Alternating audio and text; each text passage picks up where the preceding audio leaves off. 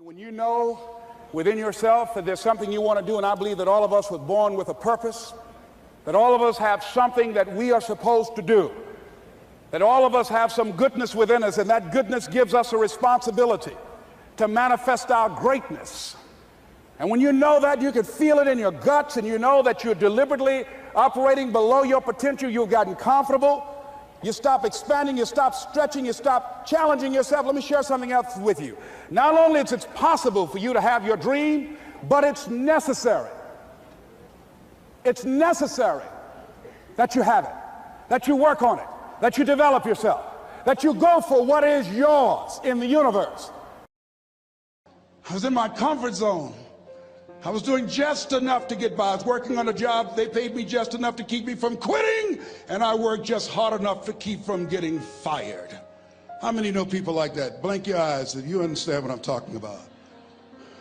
I was parked. I knew I could do more. But when my mama died, it took something out of me. When I went through a divorce, it took something out of me. When my best friend died, it took something out of me. I parked. And somebody said that life is like an onion. You have to peel it one layer at a time. And sometimes you cry. Life's going to happen to you when you have a dream. You're going to get slapped around. And don't take it personal. Don't ask, why did this have to happen to me? Why not you? Who would you suggest? You want to give us some names, some email addresses? And don't tell everybody. 80% don't care, and 20% glad it's you. It's called life. Suck it up and move on. Get over it.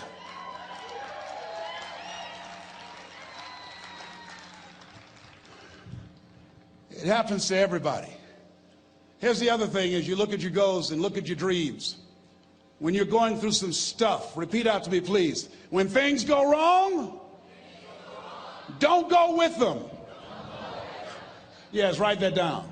When things go wrong, don't go with them. When you're working on a business deal, you're counting on some money. Someone said you will get the loan, and it falls through. You have an event, and the people that you thought would be there and support you, they don't come through. Or someone turns against you, or you get ripped off. It's going to happen to you. Happened to me. Someone stole all my products, my database, over 180,000 names and addresses. It's not personal. It's going to happen to everybody. It does. 8 out of 10 millionaires have been financially bankrupt. Walt Disney had he filed bankruptcy 7 times and had 2 nervous breakdowns. It's called life. But I got a saying: when life knocks you down, try and land on your back, because if you can look up, you can get up. You've got the power in you to do that. You've got something special. You've got comeback power. Here's the other thing. Let us say together, it's possible. It's necessary. It's me. Yes, write that down. It's me. Take ownership for your life. Nobody can live your dream for you but you. Nobody's going to take care of your business like you. Stop coming up with excuses. Don't give yourself permission to continue to live a small life. You can't fit a big dream into a small life. Give yourself permission to go for it, to test yourself, to challenge yourself, to live full. I like the saying, always strive to get on top in life, because it's the bottom that's overcrowded. The reason you're here is because there's something in you that says, I can do more. This just can't be it. There's something in you. There's a calling on your life. There's something in your heart that caused you to get dressed and spend the money to go to seminar after seminar and listen to message after message and speaker after speaker. Because there's something in you that tells you this is not it for you. You have not peaked here. There's more in you that you are expressing. Eye has not seen, ear has not heard, nor has entered the heart of mankind what's in store for you if you challenge yourself, if you persist and persevere, if you take ownership for your life. George Bernard Shaw said the people that make it in this life, they look around for the circumstances that they want, and if they can't find them, they create them. Create what you want. You have the power in you to do more than you can ever begin to imagine, to control your destiny, to make a difference in our children, to make a difference on the planet, to make an impact. Let us say together, it's me. And let us say together, it's hard. Say it like you know it. Say, it's hard. Ladies and gentlemen, it's hard. There are people who have seen their retirements taken away from them by the corporations that they work for. They were within 2 or 3 years of retiring, and they had it taken from them. The #1 entrepreneurs in this country now are senior citizens. The #1 employer, #2, McDonald's and Walmart. And there's nothing wrong with those jobs. I guarantee you those people did not have a plan to end up living their lives at the end of life with those types of jobs. And they didn't have a plan like you have, and while you're investing in yourself, not to. And it's hard. There are people making choices between purchasing prescription drugs or paying for gas or a mortgage note. It's hard when you're working on a job for 20 years, 30 years, give them some good years, and then they come in and tell you, we've downsized. In other words, you're fired. And then you have to start all over again. How many of you know it's hard? Raise your hands, please. It's hard. And it's not fair. One of the things I like about T. Harv is he talks about work and investing in yourself. It's not fair when people are going up against that kind of stuff to tell them just think positive and be enthusiastic and everything will work out all right. Ain't that kind of party. It's hard. Life will put some knots on your head. I bought my first home for my mother.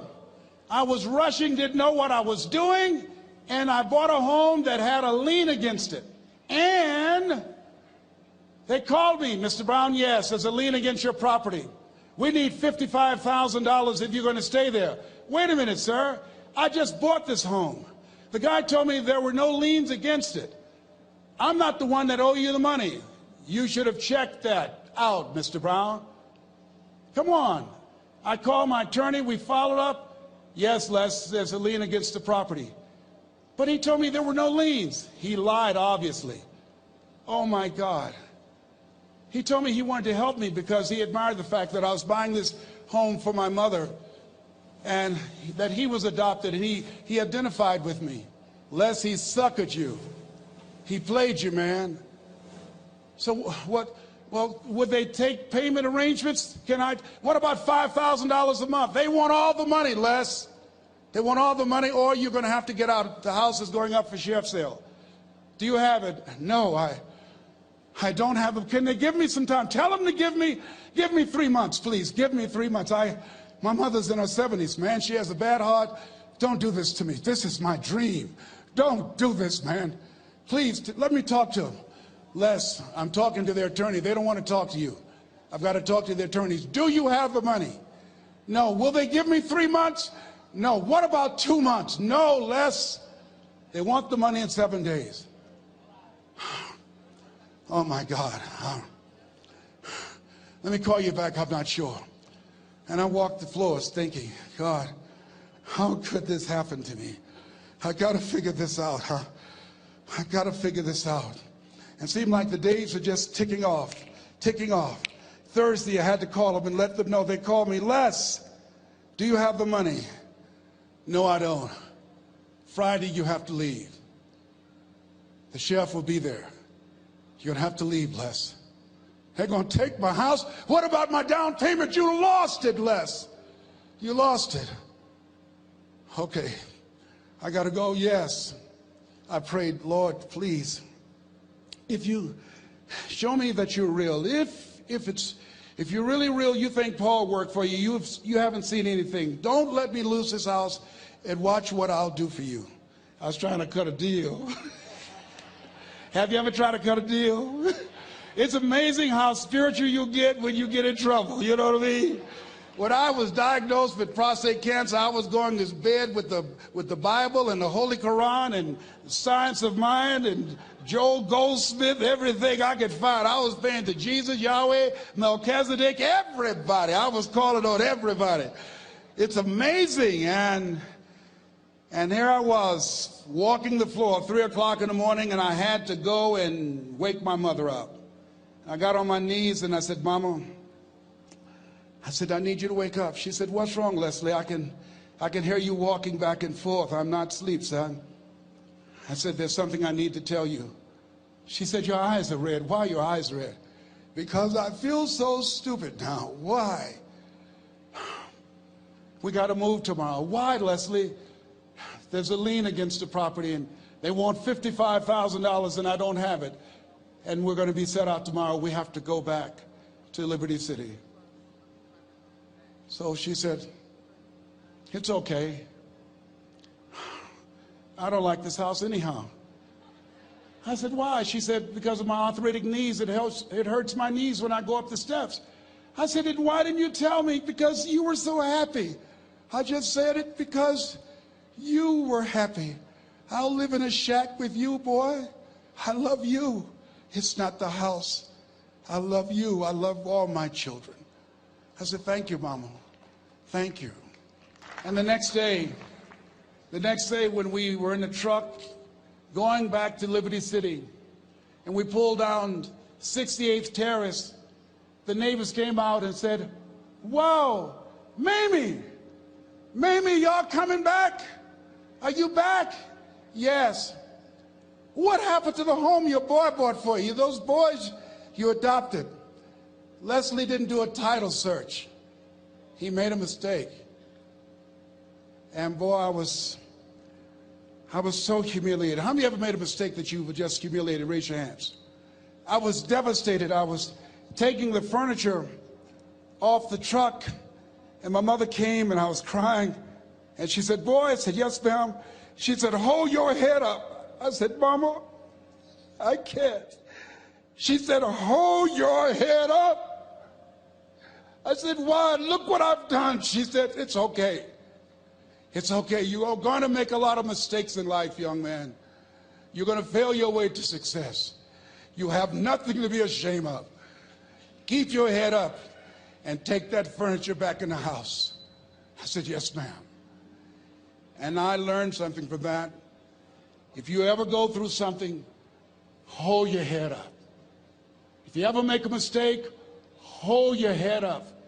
If you ever do something that everything goes wrong, life catch you on the blind side, hold your head up. It's not over.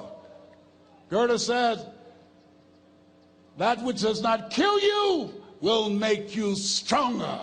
Hold your head up. Shake someone's hand on your right and left and say, hold your head up.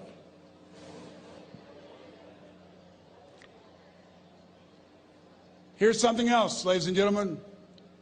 Repeat after me, please. You got to be hungry.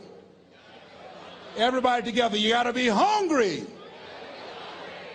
I'll never forget Mr. Washington said, Mr. Brown, yes, sir. What do you want to do with your life, young man? I said, sir, I want to be a disc jockey. He said, Mr. Brown? I said, yes, sir. He said, you got to be hungry. I said, what do you mean by that? He said, people that are hungry are willing to do the things today others won't do in order to have the things tomorrow others won't have. People that are hungry are willing to invest in themselves. People that are hungry will go to seminars and workshops. People that are hungry are always searching, always seeking higher ground. So how do you want to make it? I said, I want to be a disc jockey. He says, good. Here's what to do. He said, I want you to read 10 to 15 pages of something positive every day. He said, you don't get in life what you want, you get in life what you are. You must program yourself to success. He said, I want you to listen to Earl Nightingale and Zig Ziglar. Listen, faith comes by hearing and hearing and hearing. He said, I want you to change your relationships.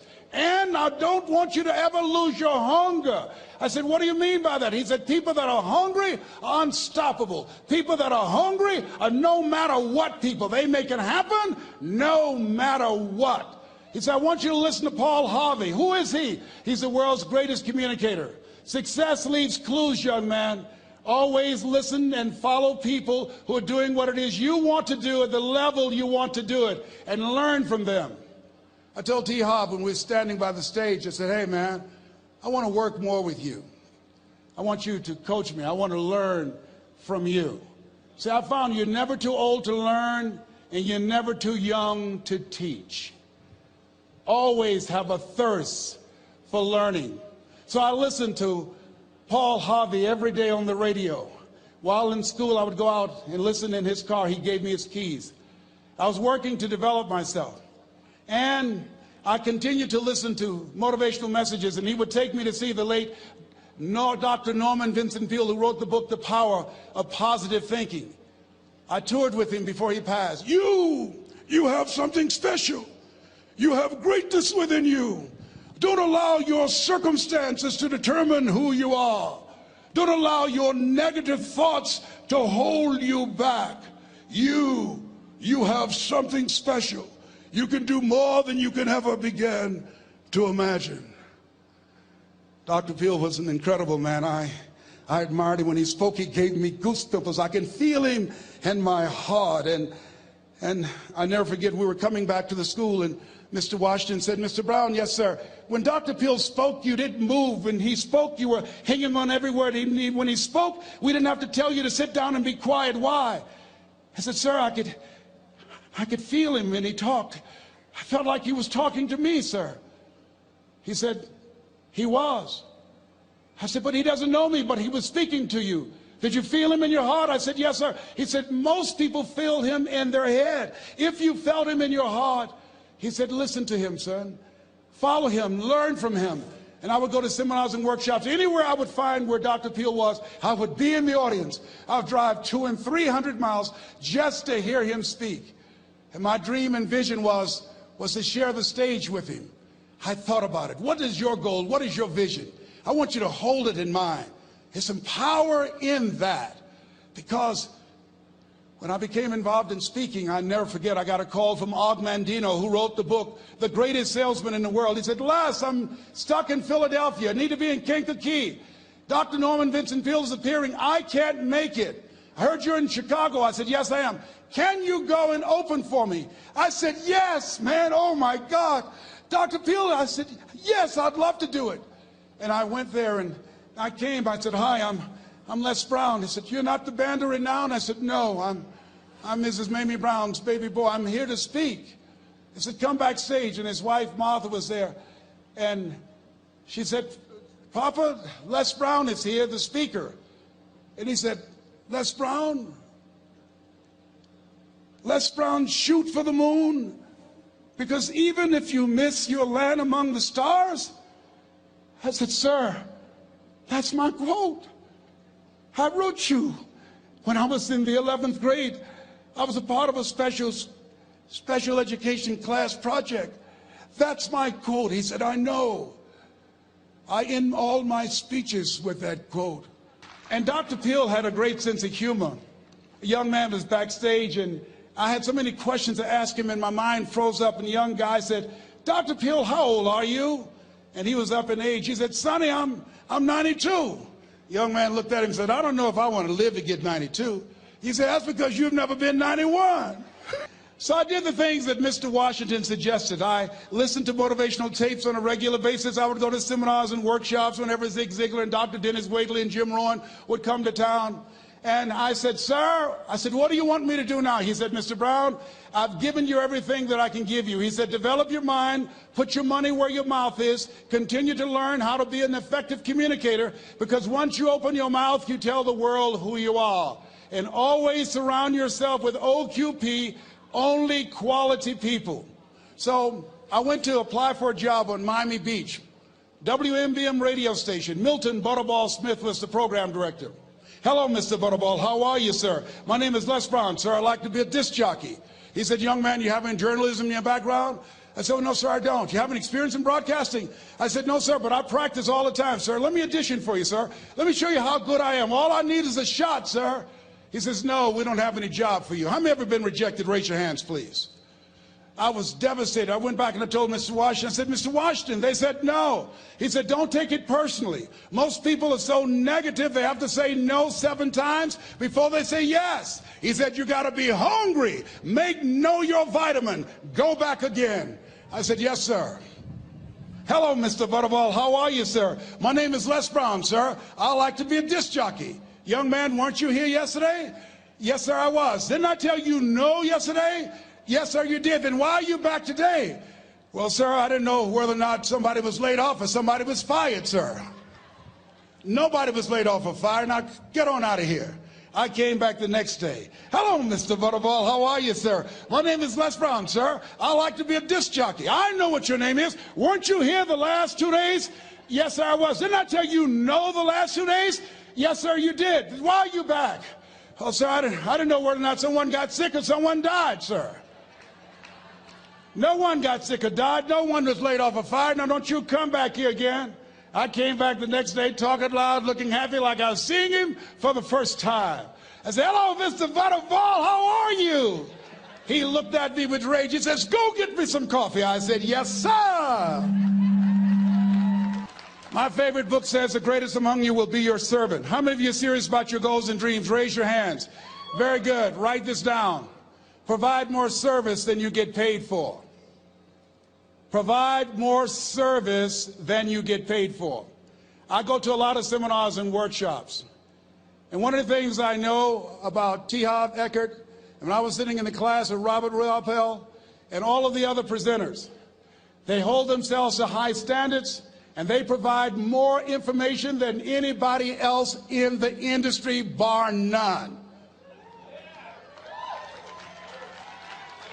They hold nothing back because their commitment is for your success.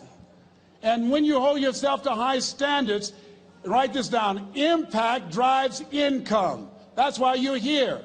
Because the training, the seminars, been making a difference in your life. If there did not have impact, 200 or 300 people would be here, if that amount. Impact drives income. So I became the errand boy for the disc jockeys.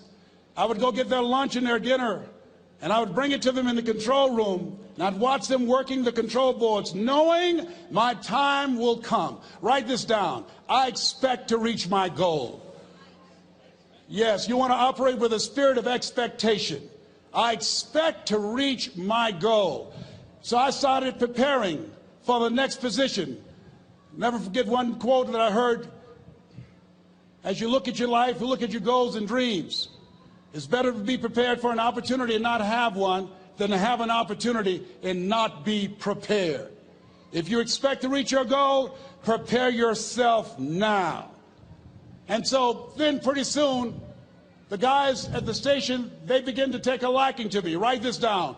Build relationships. As you're aware, people deal with people that they know, like, and trust. And so they would say, Leslie, yes, sir. Come here, yes. Come outside. Who did this? Oh, your car? Yes. Who cleaned my car? I did, sir. I would wax their cars on the weekend, inside and out.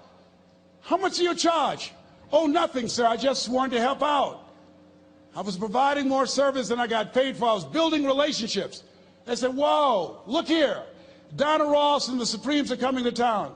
The Four Tops and the Temptations. Here are my car keys. Pick them up for me. Take them to the Fontainebleau Hotel on Miami Beach. I said, yes, sir.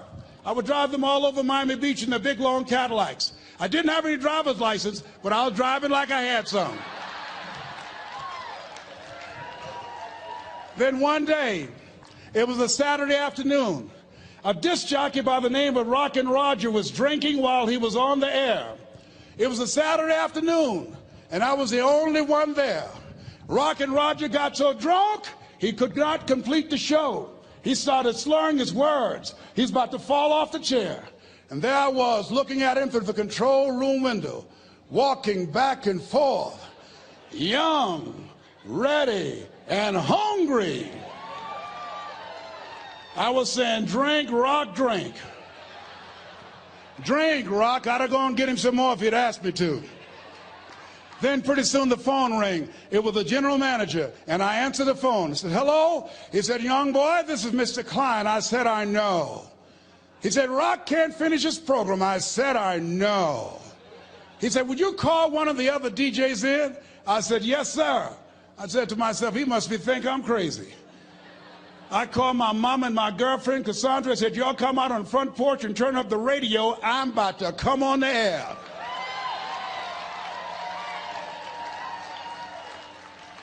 I waited for about 20 minutes, and I called him back. I said, Mr. Klein, I can't find nobody. He said, young boy, you know how to work the controls? I said, yes, sir. He said, go in there and segue the record, but don't say nothing here. I said, yes, sir. I couldn't wait to get old Rock out of the way. I put on a fast record. I said, look out, this is me, LB Triple P. Les Brown, your platter playing papa. There were none before me, and there will be none after me. Therefore, that makes me the one and only. Young and single and love to mingle, certified, bona fide, indubitably qualified to bring you satisfaction and a whole lot of action. Look out, baby, I'm your love man. I was hungry. I was hungry. Get old man a round of applause. I was hungry. I was hungry. You got to be hungry.